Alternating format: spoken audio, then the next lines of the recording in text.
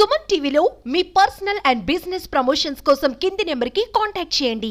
హైదరాబాద్ నగరం నుంచి బెంగళూరు దాకా వెళ్తున్నాం. మధ్యలో ఆత్మకూరు లోపలికి ఉందంటే ఏం పర్వాలేదు. ఆత్మకూరు ప్రజలు చాలా మంచోళ్ళు, వాళ్ళందరూ మా కోసం ఎదురు చూస్తారని వచ్చినాం, వెయిట్ చేసాం. ఇప్పుడు మీరందరూ వెయిట్ చేస్తున్నారు. ఇంతసేపు ఇక్కడ ఓపికగా కూర్చోవడానికి ఇక్కడ సిద్ధంగా ఉన్నారు. కాబట్టి మాకు ఉత్సాహం. నిన్న పొద్దున బయలుదేరితే హైదరాబాద్ నుంచి మహబూబ్ నగర్, ఎర్రవెల్లి క్రాస్ రోడ్స్, తర్వాత కర్నూలుకు వచ్చి రాత్రి 9 దాకా అక్కడ అశేష జనవాహిని మధ్యలో రాత్రిపూట ఆ సెంటర్ లో ప్రదర్శన ఇచ్చినప్పుడు వాళ్ళందరూ ఇచ్చిన ఉత్సాహం మాకు చాలా ఆనందాన్ని ఇచ్చింది.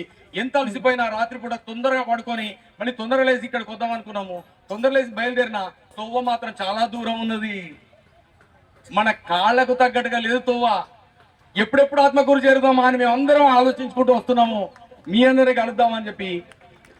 ఆత్మకూరులో ఉన్న ఆత్మీయత మాకు బాగా నచ్చింది. ఇక్కడికి వచ్చిన తర్వాత మాకు ఉగ్గాని పెట్టినరు, చాలా సంతోషమైంది. ఒక్కసారి జై హో ఆత్మకూర్, జై హో జై హో, జై హో ఆత్మకూర్, జై హో జై హో. మేము ఎల్ఐసి ఉద్యోగులుగా పనిచేస్తున్న వాళ్ళము హైదరాబాద్ ప్రాంతం నుంచి బయలుదేరి బెంగళూరు నగరానికి చేరుకుంటున్నాం. ముఖ్యంగా కారణం ఏంటంటే బెంగళూరులో మా ఎల్ఐసి ఉద్యోగుల 13వ మహాసభలు జరగబోతున్నాయి. ఈ సందర్భంగా కళాజాత కార్యక్రమం నిర్వహిస్తున్నాం.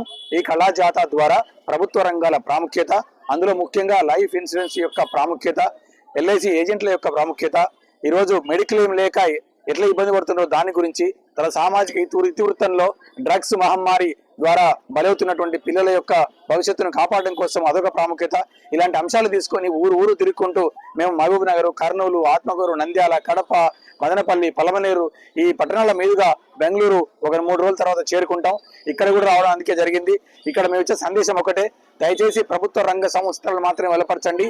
అవి దేశ ఆర్థిక వ్యవస్థకు పట్టుకొమ్మలుగా ఉంటాయి. అందులో సేవింగ్ చేయడం వల్ల, ఎల్ఐసి బ్యాంకుల్లో సేవింగ్ చేయడం ద్వారా మనకు ప్రజలకు భద్రతతో డబ్బులు వాపసిస్తాయి. ప్రైవేట్ సెక్టార్ లో ఆ భద్రత ఉండదు. దేశానికి ఎంతో రుణాలు ఇస్తూ దేశ ఆర్థిక వ్యవస్థకు వెన్నెముకగా నిలుస్తాయి. ఇది ప్రధానమైనటువంటి ఎజెండా.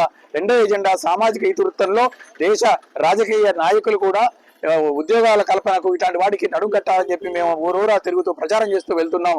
ఇక్కడికి కూడా అందుకోసం వచ్చాము. మమ్మల్ని ఆదరించినందుకు మీ అందరికీ కూడా ధన్యవాదాలు తెలియజేస్తున్నాను.